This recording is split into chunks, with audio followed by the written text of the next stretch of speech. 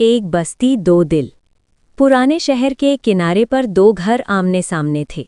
एक घर ज़ैनब का था, जो एक विधवा थी और सिलाई कढ़ाई करके अपनी छोटी सी बेटी मरियम का पेट पालती थी। ज़ैनब का हाथ तंग था, लेकिन उसका दिल दरिया था। उसके घर की छत से बारिश का पानी टपकता, पर उसके चेहरे पर हमेशा खुदा का शुक्र रहता।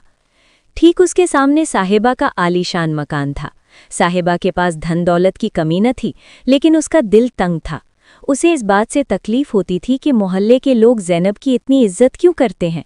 वो सोचती, मेरे पास रेशमी लिबास है, फिर भी लोग इस फटेहाल ज़ैनब के पास मशवरा लेने और दुआएं लेने क्यों जाते हैं। एक सर्द शाम जब बर्फीली हवाएं चल रही थी, एक बूढ़ा मुसाफिर बस्ती में आया। वो भूख और ठंड से कांप रहा था। वो साहिबा के दरवाजे पर गया और दस्तक दी। साहिबा ने झड़क कर कह दिया, आगे बढ़ो बाबा, यहाँ खैरात नहीं बट रही। मुसाफिर ज़ैनब के दरवाजे पर पहुंचा। ज़ैनब के पास सिर्फ एक वक्त की रोटी थी, जो उसने अपनी बेटी के लिए रखी थी।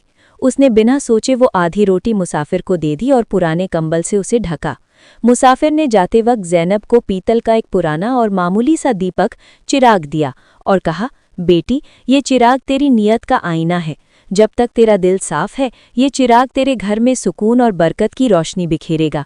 लेकिन याद रखना, इसे कभी लालच या दिखावे के लिए इस्तेमाल मत करना। ज़ैनब ने उस चिराग को जलाया।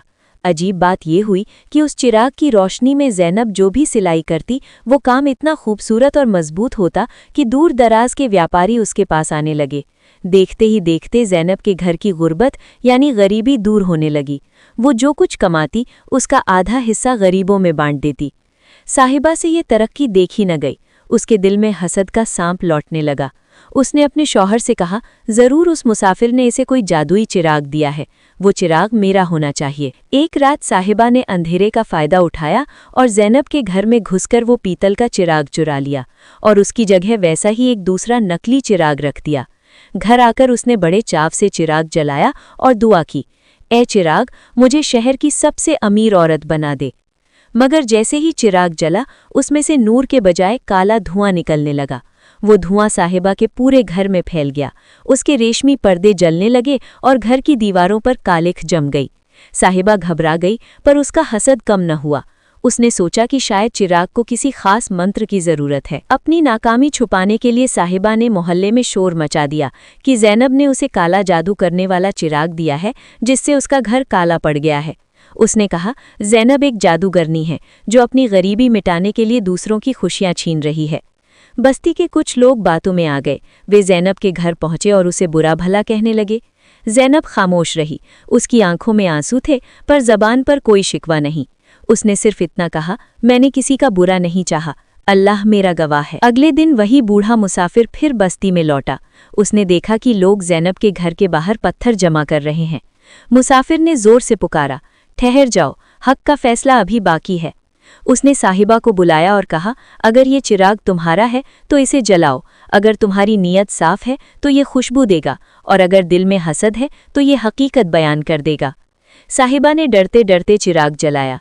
इस बार चिराग से एक ऐसी भयानक बदबू और कालिख निकली कि साहिबा का अपना चेहरा काला पड़ गया।